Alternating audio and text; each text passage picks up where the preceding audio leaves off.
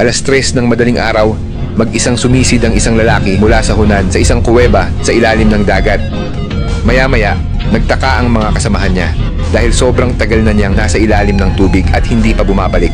Kaya agad silang lumusong sa tubig para hanapin siya, pero wala pa rin silang makitang bakas ng kasama nila. Kaya kinailangan nilang tumawag ng pulis para humingi ng tulong. Sa unang araw ng paghahanap at pagsagip, nagsagawa ang rescue team ng komprehensibong investigasyon sa pinangyarihan at hinanap ang halos 60 metro sa kuweba. Ngunit walang nakitang bakas ng nawawalang tao. Dahil sa pagiging komplikado ng loob ng kuweba, nagiging mas makitid ang espasyo habang lumalalim. Agad na inilipat ng rescue team ang pangunahing paghahanap sa labas ng tubig. Gumamit sila ng mga robot sa ilalim ng dagat, sonar at iba pang kagamitan upang magsagawa ng grid-based investigation. Tag-ulan na ngayon at madalas maulap ang kalangitan sa ulan. Ang paghahanap ay tumagal ng maraming araw at gabi.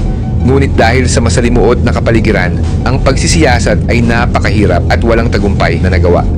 Upang maging advance ang rescue work, ang local area ay nag-coordinate sa profesional na cave diving team ng Guangxi upang magbigay ng suporta.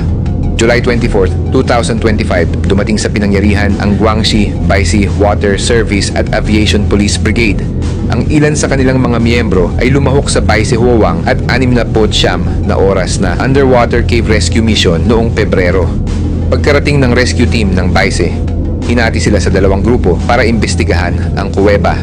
Ang mga rescuer ay nagsagawa ng sound transmission, kumakatok sa mga bagay tulad ng rock walls at gas cylinders upang magpadala ng mga regular na signal sa mga kalapit na lugar. Ngunit walang natanggap na tugon. Pagkalipas ng ilang oras, ipinagpatuloy ni Ming at Liu, mga miyembro ng pangalawang pangkat, ang kanilang follow-up na investigasyon at natuklasan ang isang gumagalaw na sinag ng liwanag. At kalaunan ay nakumpirma na ang pinanggagalingan ng liwanag ay galing kay Mr. Wang na gumagamit ng basang kurtina. Habang nagpapahinga sa air pocket, napansin ni Mr. Wang ang isang liwanag sa ilalim ng tubig. Binuksan ang kanyang flashlight, tumalon sa tubig at iwinagayway ito bilang senyales ng kanyang presensya na humantong sa kanyang pagtuklas. Habang natrap sa kuweba, sinadya niyang tipirin ang baterya ng flashlight upang matiyak na magagamit ito sa isang kritikal na sandali. Nang matuklasan, si Mr. Wang ay nasa mabuting pisikal at mental na kondisyon. Ang Baisi Rescue Team ay dumating sa pinangyarihan at natagpuan ang nakulong na tao sa loob lamang ng 4 na oras. Nauunawaan na mayroong isang hindi pa nagagalugad na lugar ng kuweba sa likod ng air pocket kung saan natrap si Mr. Wang. Ang eksaktong lalim ay hindi alam, ngunit tinatayang ang buong kuweba ay humigit kumulang 200 metro ang lalim. Si Mr. Wang ay mapalad.